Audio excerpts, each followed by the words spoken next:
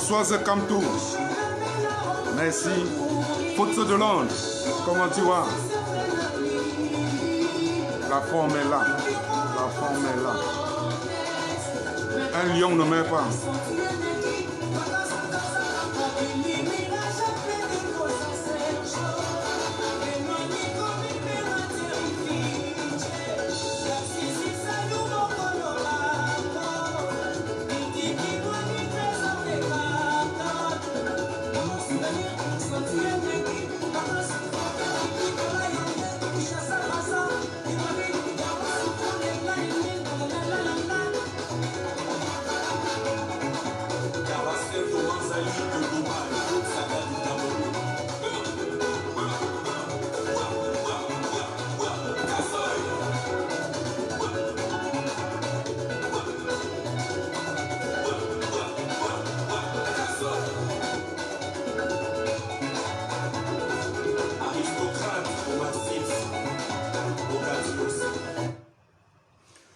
Voilà, soyez la bienvenue une fois de plus, chers frères et sœurs. Je vous donne quelques minutes de faire un petit coup de passage et puis on va lancer.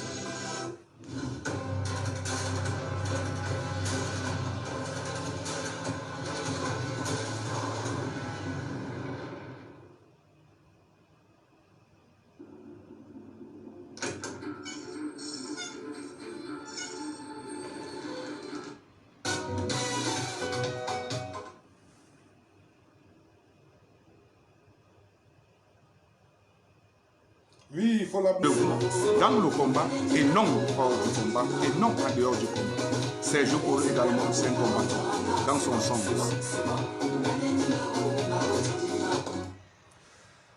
Je ne saurais commencer ce mini-direct parce qu'il faut le dire, c'est un mini-direct.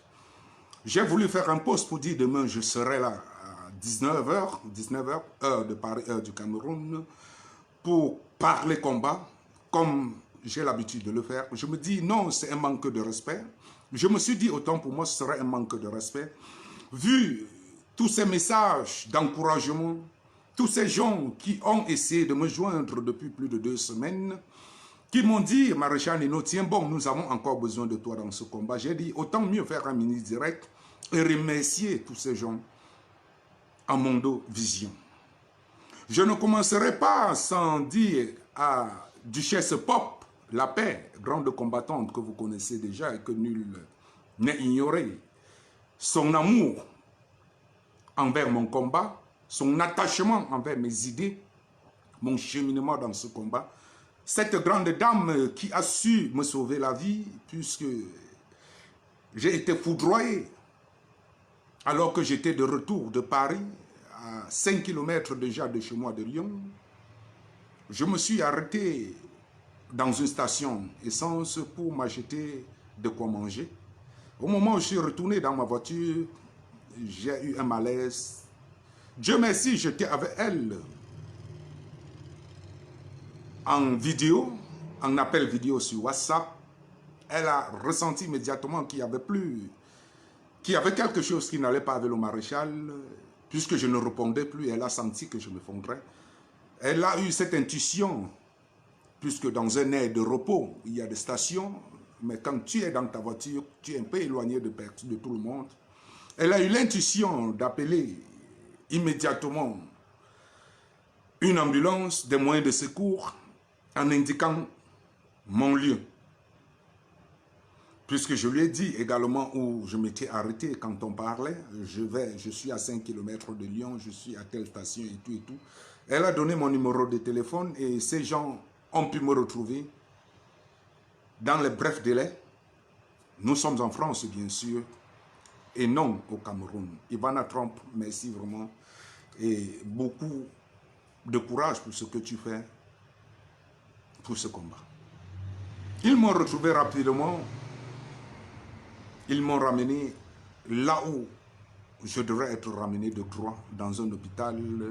Malgré le Covid-19, j'étais un cas d'extrême urgence. Ils m'ont trouvé un lit et des soins adéquats. C'était pas facile. Je n'ai jamais compté me séparer très longtemps de mon téléphone, mais il m'était interdit. D'ailleurs, du moins, quand je revenais à la vie, il m'était interdit. Bien que quand je me rétablissais déjà, on me laissait de temps en temps, sur une chaise roulante, prendre de l'air pur, dans un coin, loin de mon lit d'hôpital. Cette tentative ou cette tentation de vouloir prendre le téléphone m'était strictement interdit. Bon, tout ceci dit, Duchesse Pop, la paix, merci vraiment pour ce que tu as fait pour me sauver la vie et peut-être aussi sauver un peu le combat. Emmanuel Kouabé, tout ce beau monde, fidèle Tuka MS Île-de-France, qui m'a appelé personnellement, même comme je n'ai pas pu répondre au téléphone, mais j'entendais le téléphone sonner et après, quand j'ai vu les appels, j'ai vu Fidèle Tuka, le grand frère de GMT Télévision, plus, ici en France, tout ce beau monde, je vous dis merci. À tous ces gens qui m'ont envoyé des messages, Hélène Tchapui et Chamdoun de Londres, Fadil, la Suissesse, la milliardaire suisse et tout ce beau monde. Merci. Revenons maintenant à la chose. Cher peuple camerounais, la résistance n'est pas morte. La résistance est en pleine vie. Vie même. Plus que jamais. Il ne faut pas oublier, il ne faut pas ignorer. Une fois le train ayant pris, les rails ne s'arrêtent plus. Nous avons forcément, à la sueur de nos fronts, aux larmes, fait dandiner cette dictature, cette junte militaire qui est au pouvoir. Oui, vous serez étonnés. Pourquoi Maréchal Nino revient de force, en utilisant des mots forts? Non, ce n'est plus une dictature qui est au pouvoir. Ce n'est plus une dictature civile, autant pour moi, qui est au pouvoir. C'est une junte militaire qui est au pouvoir. Mon combat, je l'annonce, dès demain, ne sera plus exigé contre cette dictature ou contre cette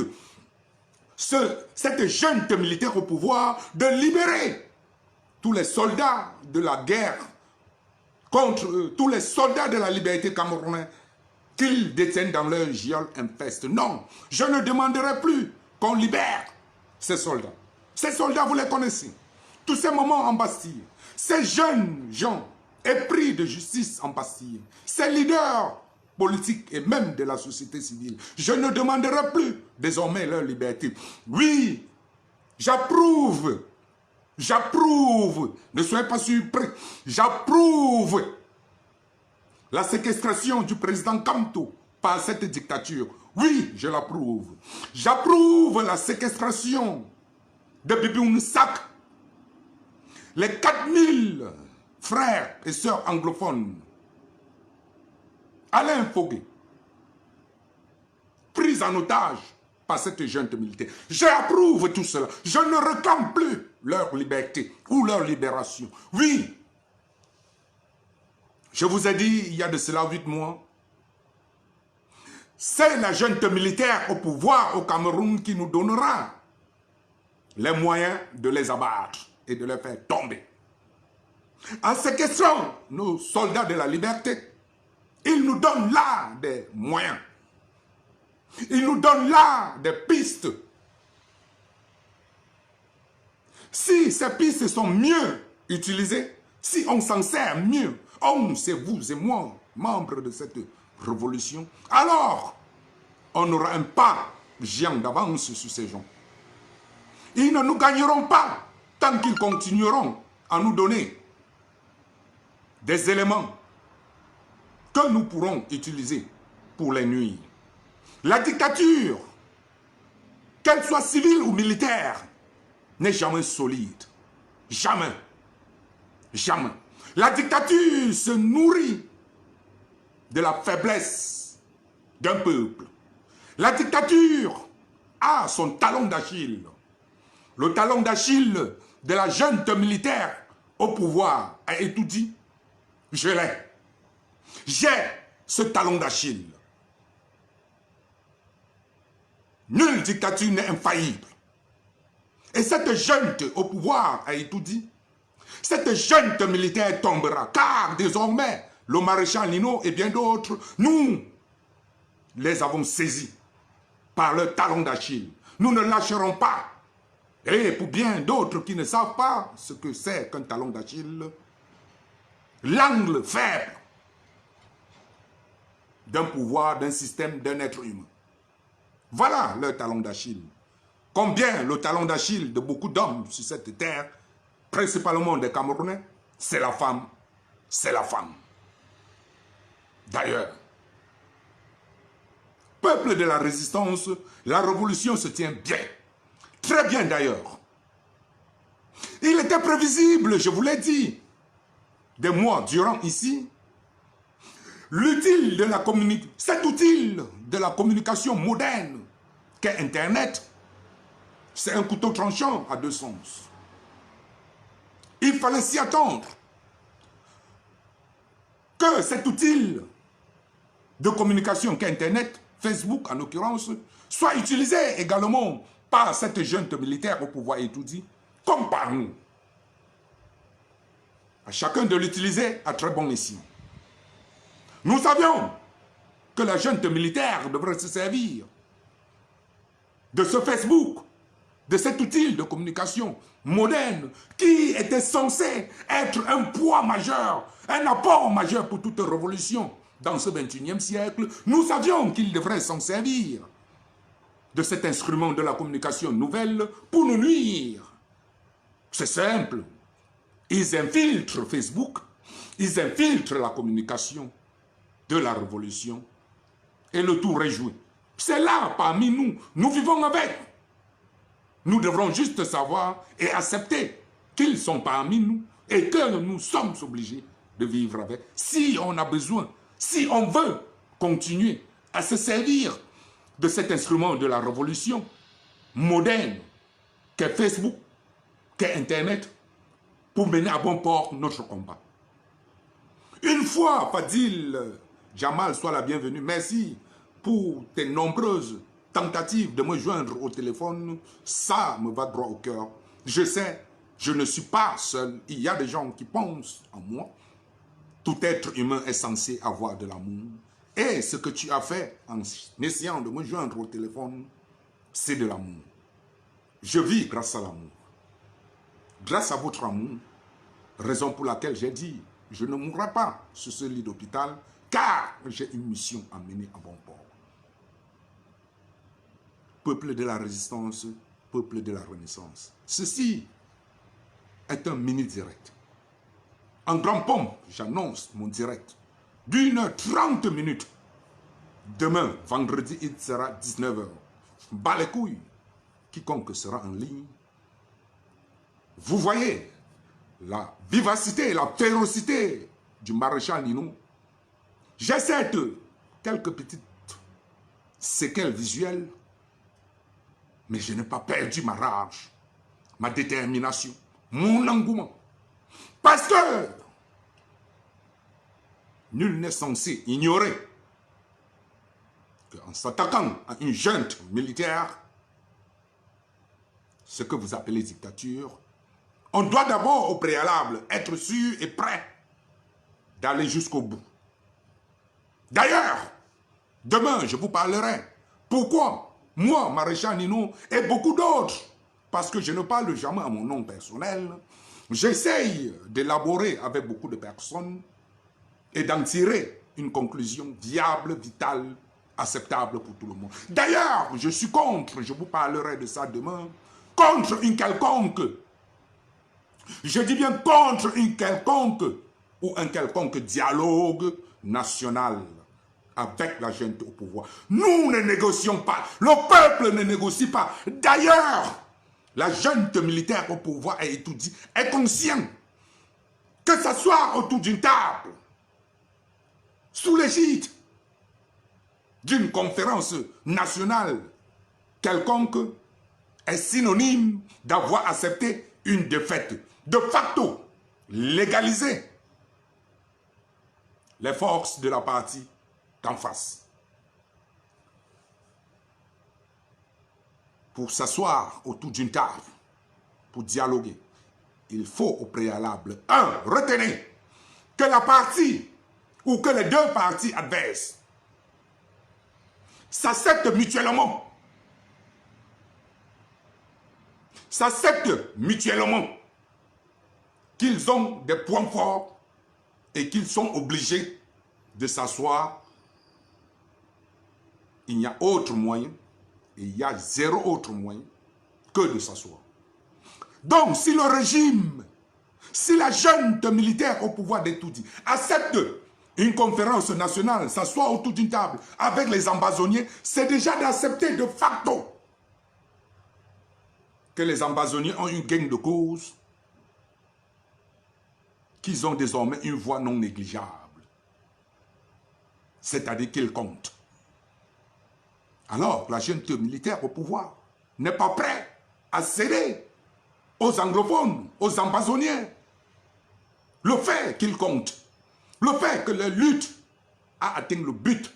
Parce que pour s'asseoir autour d'une table avec un junte militaire, il va falloir que tu démontres tes preuves et que tu prennes du terrain et que tu gagnes du terrain. Une fois que tu auras pris du terrain, là, s'ils voient qu'il n'y a plus autre moyen que de s'asseoir, ils vous appelleront à s'asseoir. Mais encore là, il faut faire attention, parce que c'est un piège. Quand une junte militaire t'appelle, dit viens s'il te plaît, on va s'asseoir, on va parler de la paix, nous sommes tous les enfants du même pays, c'est parce qu'ils se sentent en position de faiblesse. Ils ont perdu la bataille physique sur le terrain, alors ils veulent reprendre la main autrement. Et cet autrement-là, vous savez, c'est la manipulation, la manigance. Je suis de ceux qui disent zéro négociation avec la junte militaire au pouvoir. Sécession pour le Nozo, un point, un trait. Et le reste du Cameroun, qu'adviendra-t-il du reste du Cameroun? Je vous expliquerai également cela demain. Zéro négociation entre Nozo et la junte militaire au pouvoir, un point, un trait. Nous les avons battus pour se retirer de ce Cameroun. On en reste là. Sinon, battez-vous, vous êtes des militaires, battez-vous à récupérer le Nozo par les armes et non par une table. Et non autour d'une table. Il ne faut pas oublier. Parce que beaucoup de nous ici, dans nos réclamations, nous demandons toujours un grand dialogue national. On ne dialogue pas avec une junte militaire. On ne dialogue pas avec une dictature. D'ailleurs, pour qu'une dictature s'assied autour d'une table, elle pose ses conditions. Elle ne voudra jamais qu'on lui pose les conditions. Alors que de facto, quand on parle de dialogue national autour d'une table, ça veut par là dire toute entité vient avec ses revendications, avec ses conditions. Au préalable, vous savez de facto qu'il est impossible que la junte militaire d'Etoudi accepte quelconque condition venant de quiconque, qu'il soit de l'opposition camerounaise ou qu'il soit du Nozo. Ils vous l'ont démontré par A plus B dans toutes les sorties sur Internet, dans des réseaux sociaux, dans des médias, dans des communications officielles. C'est au Nozo de déposer les armes et de venir à la table, et non à l'armée de déposer les armes et de revenir. Vous êtes au courant de ça? C'est au Nozo de déposer les armes et de revenir à la table, et non à l'armée. C'est comme ça que pense une dictature, une junte militaire au pouvoir. Donc, ne vous trompez plus en exigeant un grand dialogue national. Ça ne viendra point. Alors, ce sera de l'énergie perdue. Accepter un grand dialogue national, c'est de facto accepter notre défaite. Parce que c'est celui qui perd qui va demander le dialogue, qui fait des concessions. Vous avez vu l'exemple entre l'Azerbaïdjan et l'Arménie.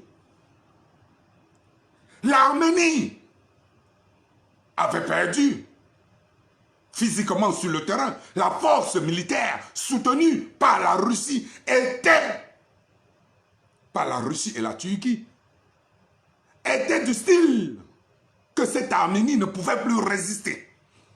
Les armes modernes envoyées par la Russie et la Turquie les avaient anéantis en moins d'une semaine. L'Azerbaïdjan a repris la ville disputée. Alors, l'Azerbaïdjan ne comptait pas en rester là, voulait rentrer dans l'intérieur du pays et commettre plus de gaffes. Que réfléchit, que dit le premier ministre arménien? Je dis non, j'accepte. J'accepte les conditions de la paix. J'accepte les conditions de la paix que vous proposez, que la Russie a proposé. Pour qu'il y ait une véritable paix, n'importe qui maintient les positions occupées, plus personne n'avance, plus personne ne recule, on n'arrête plus d'armes, rien, rien, rien. Arménie, tu acceptes? L'Arménie était en défaite, a accepté, vite. Le territoire que l'Azerbaïdjan avait déjà pris est resté. Pourtant, un territoire disputé depuis plus de 30 ans, qui était détenu par l'Arménie. Pourtant, l'ONU avait reconnu ce territoire étant comme un territoire azerbaïdjanais. Mais comme l'Arménie, avec la force à l'époque, ont pris ça de force. Maintenant que l'Azerbaïdjan a fait rentrer la Russie et la Turquie pour les supporter militairement, ils ont repris le dessus. L'Arménie était en position de faiblesse, a accepté le dialogue pour que la paix revienne. À quel prix?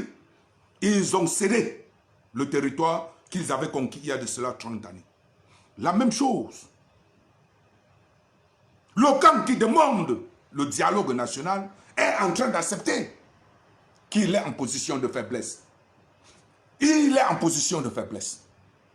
Il accepterait presque tout ce qu'on va lui proposer. C'est faux. La junte militaire au pouvoir à Yaoundé dit « Nous organisons notre grand dialogue national à notre manière. Parce que c'est nous les rois, nous décidons, nous, on ne nous impose rien. » Raison pour laquelle j'ai dit « Pas de dialogue. » Il faut déjà se mettre ça en tête en allant dans ce combat dans le bon sens. Nous sommes déterminés à y arriver jusqu'à la fin. On n'est pas là dans un combat de blague. On n'est pas dans une revendication. Nous ne sommes pas des gilets jaunes. Je me dois de revenir là-dessus. Nous ne sommes pas des gilets jaunes. Nous sommes des combattants aguerris, décidés, révolutionnaires, de prendre notre pouvoir par la rue, pacifiquement. Retenez le dernier mot que Maréchal Nino vient de dire. Nous sommes déterminés à reprendre le pouvoir par la rue et pacifiquement. Pacifiquement n'exclut pas les actes à caractère punitif de gauche à droite. Non, ça n'exclut pas. Parce que les actions punitives de gauche à droite rentrent dans ce que nous appellerons désobéissance civile, qui fait partie intégrante d'une lutte pacifique. Il faut tirer vos oreilles, soyez attentifs. Désobéissance civile, les actes punitifs, les petites actions punitives, comme même Abraham hier, font partie de ce qu'on appelle désobéissance civile. Une entité non négligeable et très importante dans une lutte pacifique. Parce que la lutte pacifique a plusieurs étapes. 1, 2, 3. Mais quand je dis une lutte pacifique, j'exclus totalement les armes. Il faut bien m'entendre. Maréchal Nino exclut totalement les armes.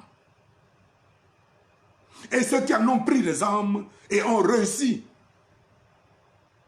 à obtenir déjà leur bout de terrain, comme le Nozo, alors qu'ils ne relâchent plus ces armes, qu'ils continuent. Parce que de toutes les façons, au milieu de la mer, tu n'as plus 36 solutions. Tu ne peux plus reculer avant ce seulement. Ce n'est que comme ça qu'ils pourront imposer leurs conditions à la junte militaire, parce qu'ils sont en position de force. La junte militaire n'a pas encore accepté le grand dialogue national avec les ambassadeurs, que ce soit à l'ONU, que ce soit en Suisse, en France, aux États-Unis, en Angleterre, en Allemagne. C'est tout simplement parce qu'en acceptant le dialogue, tout le monde le connaît. Peut-être quelques-uns de vous, vous ne connaissez pas que chaque personne qui accepte un dialogue, ce n'est pas, comment dire, que te pardonner ou ne rien dire n'est pas synonyme de faiblesse. Non. Dans ce contexte, c'est synonyme de faiblesse. Qui accepte le dialogue, ça veut simplement dire que tu reconnais en l'adversaire des points essentiels. Tu reconnais en l'adversaire les forces que tu n'as pas. Tu reconnais en l'adversaire que tu n'as pas pu le gagner militairement et que tu voudrais un dialogue. Simplement peut-être pour toi en tant que jeune militaire, parce que ça t'épuise financièrement, ça puise tous tes fonds, ça dégrade ton image à l'extérieur. Là, parce que tu es en position de faiblesse, tu ne peux pas les taper militairement, tu es obligé d'accepter le dialogue. Et en acceptant le dialogue, tu es obligé de prendre en compte les conditions qu'ils poseront, parce qu'un dialogue, c'est tout un chacun vient avec ses conditions. Mais la vraie junte n'accepte jamais de tout ça. Impose. Le secret des juntes, le secret des dictatures, c'est imposer. Et faire croire. Ils imposent et ils font croire. Et quand ils font croire, ce n'est pas à l'intérieur, c'est à l'international. Mais paradoxalement, la plus grande crainte des dictatures, même soi-disant les plus féroces au monde, c'est 3,5% de la population de ce pays. Je recommence.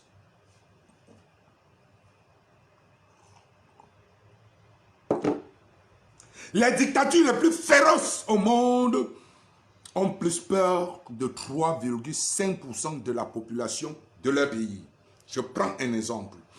La junte militaire au pouvoir au Cameroun n'a pas peur des armes du Nozo, n'a pas peur des cris, des directs en longueur de journée sur Facebook, n'a pas peur des condamnations à l'international venant de de la France, des États-Unis, n'a pas peur de Camto, n'a pas peur de quiconque que ce soit, n'a pas peur de Maréchal Ninou, mais a peur, ouvrez bien les oreilles, 3,5% de la population camerounaise. That's it. You gotta know that. Vous devrez savoir cela. You have to know it. Vous devrez le savoir. La junte militaire au pouvoir à Itoudi n'a pas peur des armes du Nozo, n'a pas peur des bruits de Camto et autres, n'a pas peur des bruits de Maréchal Ninou et autres, n'a pas peur des bruits de Macron, Angela Merkel et autres, a plutôt peur de 3,5% de la population camerounaise. Toutes les dictatures du monde ont peur de 3,5% de la population. 3,5%, c'est 300 000 personnes. C'est 300 000 Camerounais. La junte au pouvoir a étudié, a peur de 300 000 Camerounais déterminés dans les rues. Je sais ça. Je compte travailler dans ce sens. J'ai le talent d'agile. J'ai le talent d'Achille. Je compte travailler dans ce sens et je réussirai. Je suis un lion indomptable. Je n'ai jamais perdu. Je ne vais pas perdre ce combat contre cette dictature. Jamais. Je ne peux pas perdre un combat contre la junte militaire de Toudi. Sachant tous les points faibles. Impossible. C'est du venez voir. C'est du jamais vu. C'est de la magie. C'est de la sorcellerie. En tant que boxeur, je connais les points faibles de mon adversaire et je ne réussis pas à le mettre par terre KO. C'est une honte de me faire appeler boxeur. Je connais désormais le talent d'Achille de la junte militaire au pouvoir à Itoudi. Alors, 3,5% de la population camerounaise au Cameroun leur fera plus peur que l'arme atomique venant de la Russie, de l'Inde, du Pakistan ou de l'Iran. Soyez attentifs. Le calcul est vite fait. 3,5%, c'est 300 000 personnes. 300 000 personnes déterminées en tant que révolutionnaire. La détermination, ne jamais reculer, ne jamais accepter le dialogue, ne jamais négocier avec l'adversaire. Foncez. Alors il faut retenir et répéter ceci après moi. Le bon révolutionnaire n'accepte jamais le dialogue, ne recule point, fonce. Le bon révolutionnaire n'accepte pas le dialogue, ne recule point, ne négocie point et fonce. Vous oubliez ça, vous avez oublié les fondamentaux d'un bon révolutionnaire. Tu ne dialogues pas, tu ne négocies pas, tu ne recules pas, tu fonces. C'est 4. Je ne dialogue pas, je ne négocie pas, je ne recule pas, je fonce. Tout bon révolutionnaire doit prendre un stylo et écrire ce que Maréchal nous vient de dire. Un révolutionnaire ne négocie pas, ne dialogue pas, ne recule pas, fonce.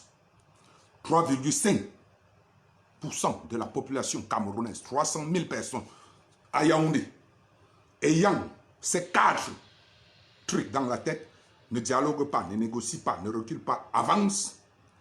3,5%. 300 000 personnes à Yaoundé, ou à Douala, ou à Bafang, ou à Bafoussam. La dictature pacifiquement tombe d'elle-même. La dictature pacifiquement tombe d'elle-même. Vous comprenez? La révolution camerounaise, ce n'est pas la basse. À qui veulent cette réponse, comme Charles Vinci dans mon direct, ce n'est pas le nombre de vues qui inquiète,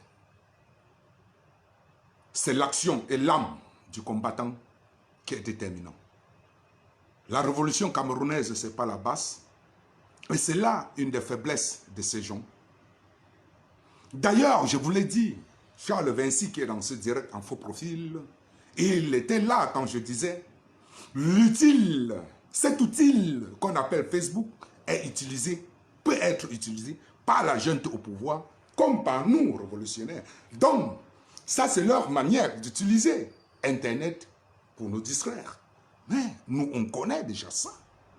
Nous, on connaît déjà ça. Et en plus de connaître cela, on connaît votre talon d'Achille. Nous allons taper dessus. Et vous allez tomber. Et il n'y a pas... Allez lire tous les livres possibles de la terre.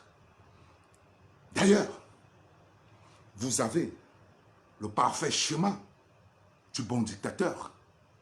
Le culte de la personnalité. Le mettre dans la tête de son peuple. La corruption. Tout acheter. L'intimidation. Tout emprisonner. Vous avez oublié quelque chose. Je vous dirai cela demain. Charles Vinci revient demain ici à 19 h. Je te dirai cela. Mais, une seule chose, le maréchal Nino n'a jamais abdiqué. Et je suis de retour. Mais je sais ce que je ferai désormais. Avec beaucoup de gens qui sont avec nous. Le combat, ce n'est pas la basse. La révolution, ce n'est pas la basse. Tout être révolutionnaire, désireux du changement, doit être sûr d'une seule chose. D'avoir atteint la maturité intellectuelle, pas physique, d'avoir atteint la maturité intellectuelle en tant qu'être humain et en tant que combattant. Voilà le travail du bon révolutionnaire à faire pour ceux qui veulent devenir bons révolutionnaires. Atteindre la maturité intellectuelle et la maturité en tant que combattant. Oui. Parce que tu connais déjà ce qui t'empêche d'être bon combattant. Et pour arriver à être bon combattant, il ne faut qu'un esprit mature. Un esprit mature. Je ne mets pas la personnalité ou la personne au devant de mon combat. Je mets l'idéologie et les idéologies au devant de mes combats. Je recommence. Je ne mets pas la personnalité ou la personne au devant de mes combats. Je mets les idées ou les idéologies.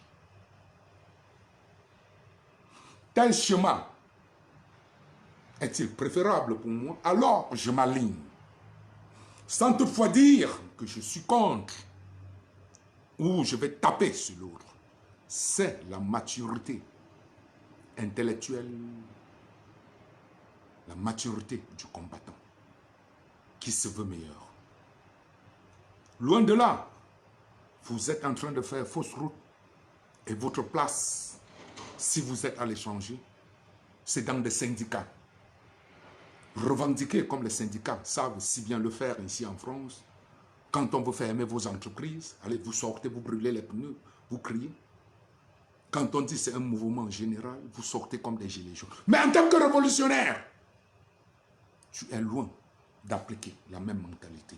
Tu dois changer stratégiquement. Tu dois te révolutionner. Une fois que tu t'es révolutionné, tu commences à rentrer dans la peau d'un révolutionnaire. Parce que tu as besoin de ça. Pour les 4 points que je viens de citer. Pour faire tomber une dictature. Ne pas négocier. Ne pas reculer. Ne pas dialoguer. Foncer. Oui. Le gilet jaune ne va pas faire ça. Le gars de l'entreprise, du syndicat qui crie pour ses droits ne va pas faire ça. Une fois, on lui dit, ok, nous n'allons pas fermer, nous avons entendu, on ne va pas fermer votre travail, vous allez maintenir votre travail pendant 5 ans, et après on va voir, ils vont rentrer dans les casernes, ils vont travailler. Je prends l'exemple avec les éboueurs de Paris, avant-hier et hier, ils ont tout versé dans la rue, la poussière, la boue, tout. Mais la mairie de Paris a dit, ok, venez, on s'assoit, on négocie. Alors, ils sont calmes. Mais non, nous ne négocions pas. Nous, les révolutionnaires, c'est la junte militaire doit tomber. Parce que nous connaissons qu'elle est faible. Nous connaissons qu'elle doit tomber. Nous connaissons qu'elle doit tomber. Je dis doit. Elle est obligée.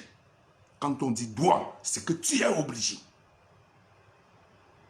Tu dois faire ça, monsieur. Tu es obligé de faire. La dictature, la junte militaire au pouvoir et tout dit, doit tomber.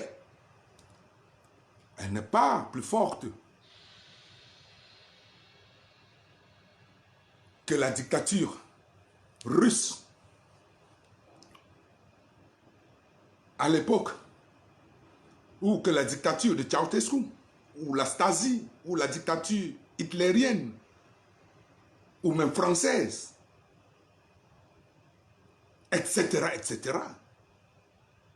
Ou en Amérique du Sud, où on a vu en Argentine, celui de l'Argentine est tombé très rapidement. Où on a vu au Pérou, un peu de partout. Ici même, ce n'est pas le régime incarné par Ngongo, la junte au pouvoir actuel, incarné par Ferdinand Ngongo, qui fera défaut à cette longue liste de réussites de révolutions pacifiques qui ont eu lieu dans ce monde. Impossible. Il est tout minime, tout minuscule. Mais moi je dis, je ne lâche rien. Je ne lâcherai point. Jusqu'à ce qu'elle tombe, cette junte militaire. Oui. Je ne vais pas marcher sur les pas de cette junte qui attrape et nous amène à crier, libérez-les, libérez-les. Ils libèrent. Vous vous calmez, vous passez à autre chose, au tarot, vous passez je ne sais quoi, etc. Ils attrapent encore, vous criez encore, libérez, je ne tourne pas. Je dis, mon combat, je ne demande plus la libération de Kamto et autres. Gardez-les, parce que je vais me servir de cela. Je n'ai pas peur de vous dire. De toutes les façons, vous êtes appelés à tomber. Que je vous dise, dévoile mes tactiques et mes secrets, ça ne servira à rien. Parce que vous êtes fermés dans un trou à rats et que nous sommes appelés à venir vous attraper là-bas. Je me servirai de l'emprisonnement de ces gens, de la séquestration de ces gens, parce que c'est mon chemin. C'est mon chemin. J'ai dit une lutte pacifique. J'ai dit non aux armes. Alors, si je dis non aux armes, il faut que j'ai la politique ou que j'ai le moyen de ma politique pour pouvoir la mener à bon port. Le moyen de ma politique, ce sont ces hommes séquestrés, ces Kamto séquestrés. C'est Bibounisak, c'est cette dame qui est venue parler sur Equinox, c'est etc., etc. J'ai besoin que vous les gardez autant plus, parce que quand j'irai devant lutter pour mes idéologies, je vous utiliserai comme preuve. J'utiliserai Kamto en Bastille chez lui comme preuve. J'utiliserai les prisonniers du Cameroun comme preuve. Alors, si vous les libérez, maintenant, si vous libérez Kamto et Bibounisak, là, vous me privez d'un outil de travail très important pour vous combattre et vous amener à chuter. Non, gardez-les prisonniers. Gardez-les prisonniers. Nous sommes dans une lutte pacifique. Et tout combat pacifique réussit très vite par rapport à un combat militaire. Là, il ne faut pas l'ignorer. Pacifiquement, on réussit vite à atteindre son but, à faire tomber une dictature, plus que prendre les armes.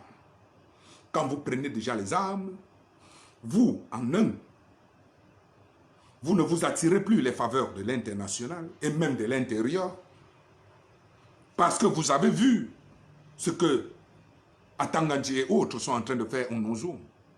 Ils utilisent les militaires, ils payent des gens, des bandits, pour venir brûler les enfants dans des écoles et les retourner contre les Ambazoniens, ce qui sème le doute dans la tête de beaucoup de gens, même en Ambazonie comme à l'étranger. Alors la sympathie commence déjà à diminuer. Les gens doutent. Non, ce n'est pas les militaires, c'est les militaires. Ouais, les Ambazoniens, oui, c'est ça, les effets néfastes de prendre les armes.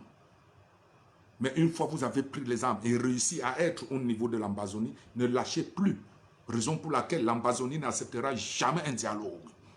D'ailleurs, je ne suis jamais le direct, je ne cherche pas à savoir où ils en sont, mais je suis sûr en tant que révolutionnaire, sachant, ayant demandé des conseils, m'étant bien infiltré dans la révolution, ayant creusé matin, midi, soir pour faire tomber cette dictature, je sais, une fois on arrive à ce stade où est arrivé l'Ambazonie, il ne recule plus, il ne demande plus à dialoguer. Une seule chose, la sécession. Voilà, leur état d'âme. Donc, ce sont même de leur demander, revenez au dialogue, tout et tout là. Vous êtes en train de perdre du temps. Sortez de ce contexte, réfléchissez, analysez. Une fois que vous avez déjà atteint cette étape, vous ne pouvez plus revenir parce qu'on va vous massacrer continuellement. Là, ils sont en train de faire du bon travail. Il n'y a pas de dialogue. Ceux qui appellent le dialogue, c'est des gens qui sont en prison. Ils appellent ça parce qu'ils veulent s'attirer des faveurs, la sympathie. Mais réellement, dans leur tête, ils étaient dehors, il n'y a pas de dialogue. Même Maurice Kamto, c'est parce qu'il est. Parce qu'il sait. Je vais vous le dire aujourd'hui. Je voulais le dire demain. Parce qu'il sait que ce gouvernement n'appellera jamais au dialogue. Parce qu'appeler au dialogue veut déjà dire, tu conçois déjà que ton adversaire a des points forts pour pouvoir poser ses conditions. L'adversaire a atteint déjà un niveau acceptable pour pouvoir s'asseoir autour d'une table égale à égale pour poser ses conditions. Aucune dictature ne va accepter. Paul Biya aujourd'hui et les Ngongo ne vont jamais accepter que Phil Macha, un petit broussard, a atteint leur niveau. Eux, les seigneurs, jusqu'à Phil Macha va venir s'asseoir face à eux sur une table pour dialoguer. Impossible. Bien que la mort vienne, mieux vaut la mort. Comme tu sais que c'est la mentalité de ces gens. C'est comme ça que pensent Ngongo et autres. Mais il le dit pour s'attirer la sympathie du monde extérieur et interne comme étant un homme de paix. D'ailleurs, même le camp adverse a toujours utilisé le mot paix. Et il n'y a jamais paix quand il y a famine. C'est la famine qui entraîne la guerre. Chaque fois qu'il y a guerre, il n'y a pas paix. Donc quand il y a famine, il n'y a pas paix. Je ne vais pas finir ce direct, ce mini-direct. Ça me fait un coucou aux 11 millions ou 10 millions de nordistes. Enfin, j'achète un chien et le chien finit par me mordre. Je ne pouvais pas finir sans faire un coucou à ces 20 millions, à ces 10 millions de nordistes. Ils ont acheté un chien et le chien a fini par les mordre. Ah non, ils n'ont pas acheté un chien. Ils sont plutôt la fille aînée de la nation. Et c'est cette nation-là même qui leur dit, vous n'avez pas le droit de parole. Je vous le retire, le droit de parole, le droit de vivre. Puisque pour vivre, il faut parler. Si tu ne parles pas, tu ne vis pas. Alors, 10 millions de nordistes, vous savez ce qu'il vous reste à faire. Quand on te refuse légalement de t'exprimer, tu t'exprimes illégalement et autrement. Illégalement et autrement, rejoins la résistance. Parce que c'est ça, le pourcentage, la plus grande, la majorité en population, en termes de population, c'est le Grand Nord. En partage de biens du gâteau national, le Grand Nord est dernier. En prise de parole pour la bonne gestion de la chose commune, le Grand Nord est tout petit, qui est fou et qui est dupe. Il ne vous reste plus 36 solutions. Rejoindre la résistance, raison pour laquelle je vous dis, saluto le Grand Nord. Saluto 10 millions de nordistes. Oui, je ne veux pas parler Eli Bilobé. Comme Internet, comme Facebook, vous avez vu, on l'appelle qui? Un Vinci, ici, où c'est Charles Vinci qui est venu dans mon direct, me dit 47 vues, ou me dit ceci. Internet est là pour que l'adversaire, c'est-à-dire la gente au pouvoir, l'utilise, pour que je l'utilise. Vous comprenez? Eli Bilobé, les gens comme ça sont là pour que le gouvernement également les utilise pour nous empêcher d'atteindre 3,5%. Sachant que retenez ce chiffre, 3,5% de la population camerounaise fait tomber la dictature. 300 000 personnes. Vous êtes 200 000, vous n'allez pas réussir. Vous êtes 250 000, vous n'avez pas réussi. En Biélorussie, ici à côté, là, Loukachenko, qui est en train de se passer pour ceux qui sont sur Internet, là. La Biélorussie ici à côté, où tous les Macron sont concentrés là-bas et tout là. Ils sont plus de 250, ils sont moins de 300 000, ils sont environ 250 000 dans les rues. Ça ne donne pas. Quand vous atteignez le cap fatidique de 300 000, c'est comme un miracle. Vous allez prendre ça comme de la sorcellerie.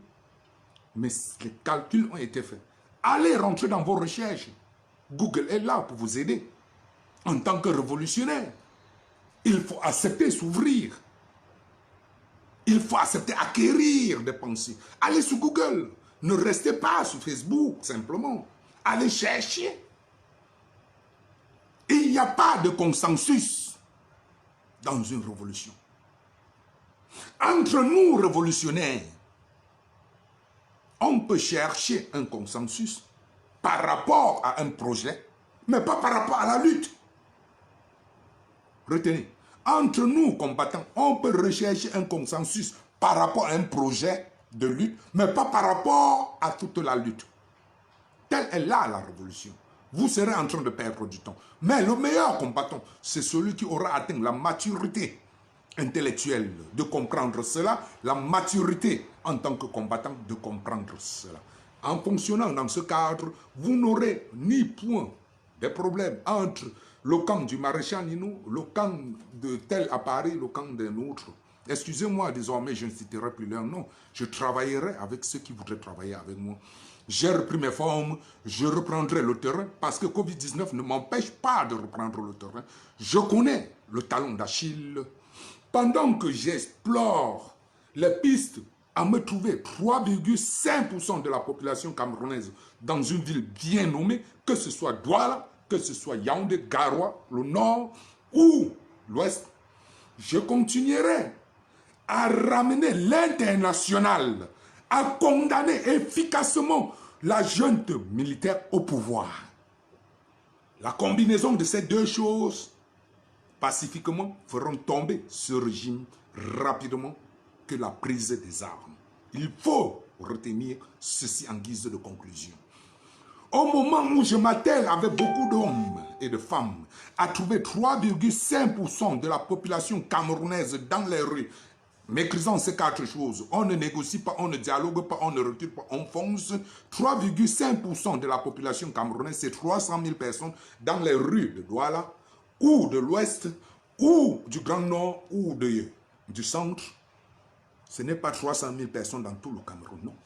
Voilà, vous me donnez 300 000 personnes dans les rues, déterminées avec ces 4 points. Moi, avec mon équipe dans la diaspora, nous entamons un travail de lobbying endiablé à amener toutes les instances, les institutions à condamner la junte au pouvoir. Et ça est possible. Et ça va se faire. Il faut que toutes les institutions condamnent, qu'ils ne déplorent pas seulement les morts au Nozo, qu'ils ne décrient pas seulement, mais qu'ils condamnent. Il y a beaucoup de manières de condamner. C'est-à-dire, vous manifestez votre mécontentement en rappelant vos ambassadeurs, par exemple, en sortant vos institutions de ce pays. Si c'est le Cameroun, si c'est l'UNICEF, en retirant le siège social de l'UNICEF de Yaoundé pour le ramener peut-être à Maputo ou pour le ramener au Gabon ou en Côte d'Ivoire ou dans un pays voisin. toutes les institutions, si c'est le FMI qui est contre le Cameroun et qui condamne le Cameroun, moins de pression. À la troisième condamnation, si le Cameroun ne comprend pas, ils ont un très grand moyen de pression. Ils retirent le siège social qui est à Yaoundé, ils le déplacent au Gabon ou en République centrafricaine pour toute junte ou pour toutes les dictatures. Ça veut dire tout. Parce que nous, dans la diaspora, dans notre travail de lobby, c'est chercher à ce que tout le monde entier les condamne. Et quand on veut les condamner, on fait comme le blanc fait avec nous autres. On te tape là où ça fait mal. Nous allons chercher le porte-monnaie de cette junte au pouvoir. Parce qu'il faut couper les vivres. Il faut couper les vivres à cette junte. Quand je pense à la Deutsche Bank, qui est le donneur universel de fonds de cette junte. Oui, la Deutsche Bank, la plus grande banque allemande, c'est elle qui donne de l'argent. C'est elle qui est la caution morale des bailleurs de fonds de la junte militaire au Cameroun. C'est elle qui prend en gage ces brigands d'étoudis chaque fois qu'ils vont prêter de l'argent quelque part dans un pays ou sur un marché. Ce n'est pas Paris, non. C'est la Deutsche Bank. Elle est le plus gros fournisseur de cette dictature. Nous allons mener ce combat maintenant avec mon retour. Si la Deutsche Bank est le bailleur de fonds de la dictature au Cameroun, ça veut dire tout simplement que Angela Merkel et son Allemagne sont complices et font semblant. Ils sont complices et font semblant. D'ailleurs, ils ne vont jamais très loin dans les condamnations. Ils vont parler parce qu'ils savent que le parler, c'est juste de la formalité. Ils ne vont pas aller loin. Mais nous, ce que nous allons faire dans mon schéma tactique avec ceux qui voudront travailler avec moi, nous allons les pousser à aller un cran au-delà de cela. Vous devrez condamner avec des actes visuels sur le terrain. Nous devons voir cela sur le terrain, les retombées. Oui, Greenpeace a mené une action devant la Deutsche Bank. Elle était au point de prêter 25 millions d'euros au gouvernement, à la junte militaire de Toudi, par rapport à un projet à Tico, où ils disent quoi, les arbres de quoi de Tico. Non, Greenpeace a dit non, vous ne prêtez pas cet argent. C'était en 2019. Ils n'ont pas prêté, parce qu'ils savent que le lobbying de Greenpeace n'est pas le lobbying que vous et moi on fait sur Facebook. Greenpeace est descendu là-bas, peindre toute la face l'ancrée de la Deutsche Bank. Et les journalistes sont venus dire, il y a quoi? Aucune banque de ce monde n'aime ce genre de publicité. Alors, nous avons le talon d'Achille. Et de cette banque qui sponsorise cette dictature. Ils ont prêté récemment 33 milliards au gouvernement camerounais, c'est-à-dire la junte au pouvoir, de s'acheter des armes sous prétexte c'est pour aller mettre la paix en Centrafrique alors qu'eux-mêmes ils n'ont pas la paix. Vous comprenez qu'aucun gouvernement censé réfléchir ne peut poser cet acte. D'ailleurs, le vice-chancelier, l'ex-vice-chancelier, c'est-à-dire que la personne qui était après Angela Merkel, vice-président, pour ceux qui veulent l'entendre ainsi, est nommé directeur de la Deutsche Bank chargé de l'Afrique. Parce que lui, en tant que chancelier, quand il était encore vice-président de l'Allemagne, il avait tout ça là, toute l'Afrique, il partait la diplomatie, il avait le Ngongo avec qui il parlait, il connaît, un peu comme Foucault à son temps. L'Allemagne aussi ne veut pas rester en retrait, l'utilise maintenant. Ils appellent la Deutsche Bank, ils disent voilà un financier qu'on vous donne comme directeur Afrique. Lui, il va étendre la Deutsche Bank, c'est-à-dire la domination de l'Allemagne en Afrique, comme la Chine est en train de le faire, comme la France est en train de le faire. Mais il faut le faire avec quelqu'un qui a les moyens de lobbying puissant, d'imposer quelque chose. Un vice-chancelier, c'est-à-dire qu'il détient encore son carnet d'adresse, il détient encore le téléphone d'Angela Merkel, pour imposer une sanction. Ngongo s'il demande que le Cameroun lui cède l'ouest ou l'est. Oui, il donne de l'argent en tant que directeur de la Deutsche Bank chargé de l'Afrique, c'est-à-dire du Cameroun, en style de prêt au Cameroun. Mais est-ce qu'il prend quelque chose en retour pour l'Allemagne, pour la politique allemande? Sachant que la Deutsche Bank est la première banque concernant le commerce extérieur de l'Allemagne dans le monde. C'est elle, c'est pas elle que passe tout le commerce extérieur de l'Allemagne dans le monde. Vous comprendrez que la Deutsche Bank et l'administration dirigeante allemande, c'est l'ongle et le doigt. Donc, l'Allemagne est complice de ce qui se passe au Cameroun, est complice de la junte, mais nous voile les yeux. Tout ça là, on connaît le secret, le talon d'Achille.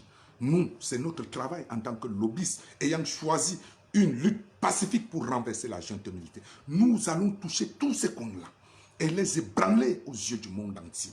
Oui, nous allons appeler Greenpeace, dire venez, on va encore projeter une action là-bas contre ces gens. Demandez pour que le Parlement allemand demande à Angela Merkel et à son vice-chancelier de venir dire pourquoi lui, il connaît la situation au Cameroun. Il donne l'argent pour que ces gens achètent les armes pour aller mettre la paix en Centrafrique alors qu'il n'y a pas la paix, alors qu'ils sont en guerre au Nozo. Êtes-vous sûr que les armes qu'ils vont acheter pour la Centrafrique ne seront pas réutilisées pour le Nozo? Alors, cher Vinci Charles, comme tu le vois, je peux être de la base, je suis réfléchi, et le combat, il continue, et nous allons gagner. Je dis bien, nous allons gagner. Viendra un moment où toi, Charles Vinci, tu viendras dans mon direct du maréchal Nino, tu es un homme. D'ailleurs, on n'a jamais voulu que vous soyez de notre côté. On a pitié de vous. J'ai cru voir le président Kamto venir voler au secours de ces Elimbi Lombe. Comme hier, il était au secours, il volait au secours de ce Bamileke, ce Sodo Bamileke, qui était journaliste, président, directeur journaliste de Vision 4, etc., etc. Vous finirez, parce que vous vous rendez compte, vous allez vous rendre compte que nous réussirons à avoir 3,5% de la population camerounaise dans les rues. Et lorsqu'on aura ces gens, les 300 000 personnes dans les rues, que ce soit à Douala, Yaoundé ou Garoua, on ne demande pas 300 000 dans tout le Cameroun. Dans une ville. Lorsqu'on aura ça, et que Maréchal Nino aura accentué le travail de lobbying ici, et que ces 300 000 personnes seront déterminées à Douala, alors l'international viendra maintenant. Parce qu'ils ne viendront plus en tant que force étrangère pour imposer, ils viendront parce qu'ils sont obligés de nous soutenir pour essayer de recommander quelque chose une fois nous, on aura gagné. Telle a été toujours la suite logique de l'histoire dans le monde entier. On a vu avec la France au Burkina Faso, on a vu avec la France au Mali, etc., etc. Voilà notre projet. Vous ne pourrez pas le contrecarrer, même si vous le connaissez de A à Z. Oui, parce que les 300 000 personnes, on commencera aussi à parler du Cameroun, comme on parle de la Biélorussie tous les jours, comme on parle de Taïwan tous les jours, comme on parle des manifestations à Paris tous les jours.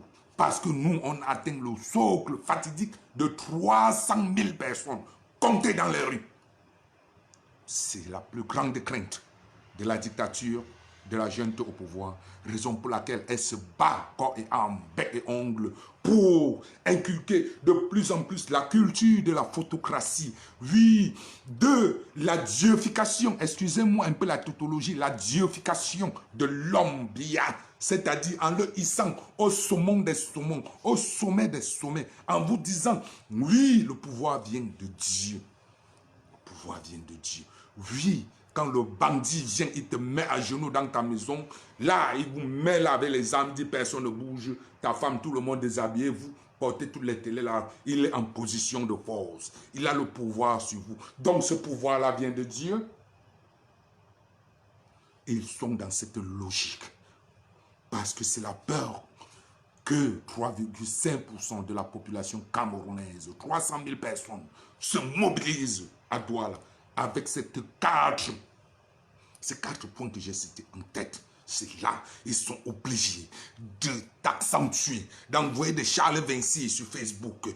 Oui, de mettre les Elibi Lobé en action. Oui, de porter la photocratie comme étant le roi des rois. Oui, d'implémenter de plus en plus la séparation et la division entre les Camerounais. Ce qu'on appelle, Femba Uno soit la bienvenue, le tribalisme. Sylvie Piriou soit la bienvenue également. Oui, c'est ça. Mais on capte tout ça. Ne faisons pas des erreurs du passé. Nous n'allons pas combattre la dictature avec les armes de la dictature. Nous n'allons pas prendre les armes alors qu'ils prennent des armes contre nous. Non. Nous allons tout autrement faire. 300 000 personnes dans une ville pacifiquement. Il n'y aura aucun militaire qui tirera. Aucun. Oui. Nous allons y parvenir. N'en doutez point. Raison pour laquelle j'ai dit être un bon révolutionnaire, atteindre d'abord cette maturité en tant qu'être humain. Quand vous voyez dans nos directs les noirs iceberg, ils n'ont pas atteint leur maturité en tant qu'être humain. Ils ne sont pas matures. Quand vous voyez des gens comme les Ahmed Kamer, c'est des gens qui ne sont pas matures. Ils n'ont pas atteint la maturité dans la vie.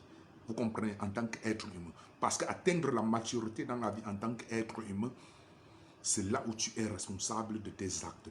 Tu es responsable de tes actes face à l'histoire, face à la société, face à toi-même.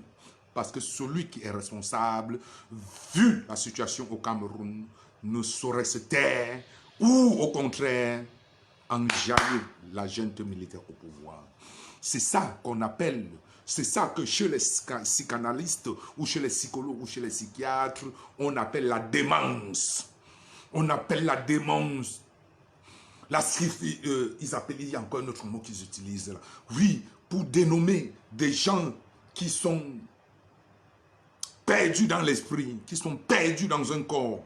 On pourrait te dire un enfant dans un corps de grand. C'est un peu ça. Un enfant dans un corps de grand. Vous savez bien qu'un enfant ne sait pas juger du bon, du mauvais, ne sait pas faire de la séparation des choses. C'est dit que tout est bon, tout est bon. Oui, tout cela a un seul but. La junte utilise tous ces gens-là pour amener le peuple à l'état d'esprit de dire on va faire comment. Le fatalisme, quand tu atteins la maturité, tu dois dire non. On va faire comment? Mieux on les laisse seulement, non, ils vont finir bientôt. On dit non. Mieux on les laisse mourir, non, on dit non. Le syndrome de Stockholm, quitte à aller se mettre à genoux pour dire maître, je fais tout ce que tu veux. S'il te plaît, donne-moi un peu d'eau. Je dis non. Raison pour laquelle j'ai dit au début de ce direct, zéro dialogue. Et je vous ai expliqué pourquoi Kamto appelle le dialogue. Parce que des gens iront dire, mais lui dit zéro dialogue, il est qui? Alors que le président Kamto appelle au dialogue. Non. Le président Kamto est un analyste super hors hiérarchie. Il sait que la junte militaire n'acceptera jamais qu'on lui pose ces conditions autour d'une table qu'on appelle dialogue.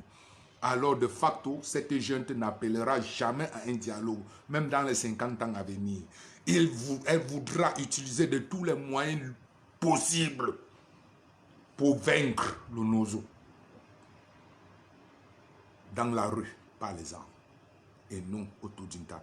Parce que déjà accepter aller autour d'une table, c'est déjà donner d'office à l'adversaire sa place. C'est de dire oui, tu comptes. Oui, tu as des revendications que j'accepte. Donc tu es non négligeable. Ils ne peuvent pas. Donc quand on te dit ça, pour les mettre pied au mur, quand c'est un stratège, quand il dit ça, il sait qu'il ne peut pas faire. C'est ça qui touche plus à Tangandji. Hein, les gens disent que oh, ils ont peur d'aller à la table parce que oh, tout le monde va dire que c'est Kamto qui était venu avec l'histoire de dialogue, il fallait dialoguer, tout et tout. Ils volent toujours les choses de Kamto. Non. Ça les fait mal parce que quand Kamto parle ça, ils savent qu'eux, ils ne peuvent pas faire. Et eux aussi, comme les Atangandi, ils savent que Kamto n'est pas le seul à comprendre. Beaucoup de gens, comme Kamto comprennent, comme moi, j'ai compris que Kamto dit ça. Et il sait que les gens là, mieux ils meurent tous. Que de dire oui, dialogue national, je vais m'asseoir en Suisse avec Fille Macha et discuter. Jamais. Les gens ont fantasmé. Paul Biya est parti en Suisse en 2019. C'est parce qu'il partait. On avait enlevé les prisonniers politiques, ambazoniens là-bas. Le président là, c'est qui encore? Si c'est Ayou Tabe, il devrait aller s'asseoir autour d'un café. Pauvre, il boit un café, il dit, si c'est quoi, il tape, mais vraiment, mon frère, nous sommes des Camerounais, il faut qu'on parle. Vous mentez. Vous mentez.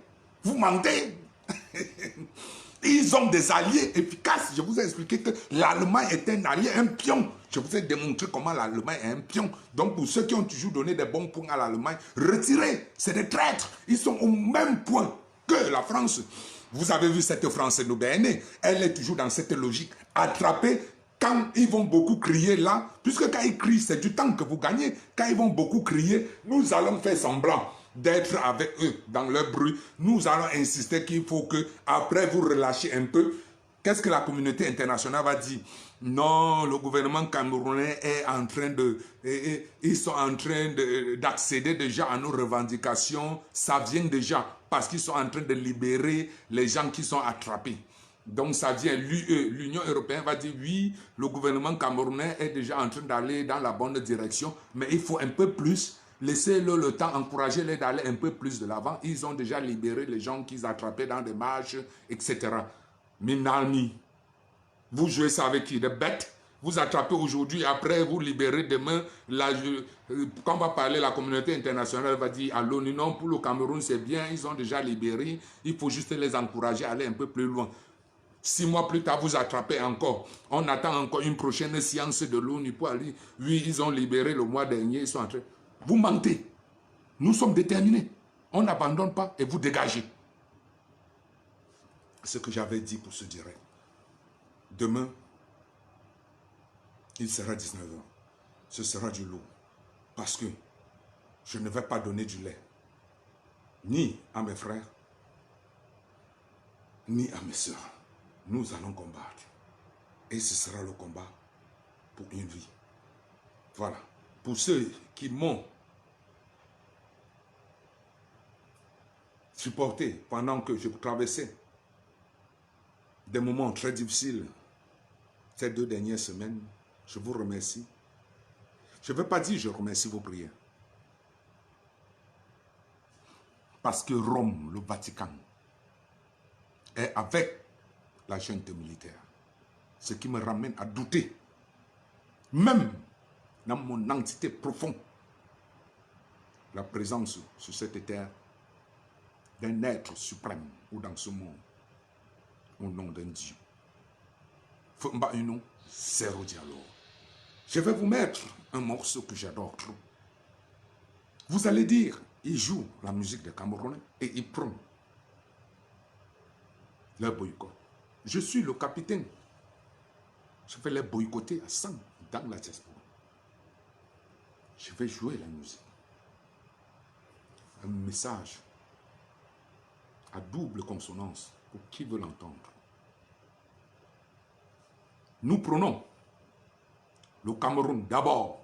Cameroun fesse. Comme Donald Trump est venu avec America fesse. Si vous aviez compris que Cameroun fesse, Cameroun d'abord, on n'aurait pas eu tous ces problèmes comme nous. Je suis contre le tribalisme, l'ethno-fascisme. Mais je suis pour la xénophobie. Oui, je vous surprends, je suis pour la xénophobie. L'intérieur, le Camerounais d'abord et l'étranger en 3e ou 6e position, en toutes choses. Je suis contre le tribalisme, l'ethnofascisme. Je suis pour la xénophobie. Oui. Je ne suis pas un politicien. Je suis un révolutionnaire. Protégez d'abord le Cameroun et les intérêts camerounais. Parce que le monde réfléchit en ce sens, en ce 21e siècle. C'est d'abord nous, les Français. C'est d'abord nous, les Allemands. On s'en bat les couilles. Amnesty International a lancé une pétition pour demander aux Français de ne plus vendre les armes, à l'armée française, au gouvernement français de ne plus vendre les armes, ou de dire clairement à qui ils vendent les armes. Je suis allé lire plus de 4000 commentaires des Français qui disaient dedans, nous vous emmerdons, Amnesty International. Si la France ne vend pas les armes, l'Angleterre, la Chine va vendre. C'est d'abord nous les Français. Les armes là sont produites ici, qui donnent plus de 500 000 emplois. Si vous nous défendez de vendre ces armes, ces emplois des Français vont mourir. Alors on s'en bat les couilles. Nous vendons les armes, nous ne sommes pas responsables de ce qu'ils font des armes. N'importe qui se protège. Je suis pour la xénophobie. Dégagez-moi tous les Européens, tous les étrangers du Cameroun. Protégez le Cameroun d'abord. Et ensuite, par gré de tolérance, quand nous on est déjà bien, on peut accueillir les étrangers ou les ouvrir nos portes un peu. Certes, dans le 21e siècle, un pays ne peut pas vivre restreint, fermé sur lui-même. Oui, tous ces pays qui pratiquent le America First, le chinois d'abord, le français d'abord, ils vivent, il y a aussi, ils ne sont pas isolés. Mais pourtant, ils pratiquent cette politique. Ce message, quand je joue la musique des Camerounais, c'est pour montrer aux musiciens camerounais. Protégez votre pays parce que c'est ce pays qui vous donnera tout et non l'étranger. Si vous ne voulez pas comprendre, ça vous regarde. Je joue ça là en fin de direct pour remercier tous ceux qui m'ont vraiment soutenu, qui me sont venus en aide. Ça m'a fait très bon au cœur. D'ailleurs, vous voyez que je n'ai pas perdu de ma saveur, de ma vivacité, de mon tempo. J'irai jusqu'à la gare. Et cette gare est très proche. Si on utilise Zador.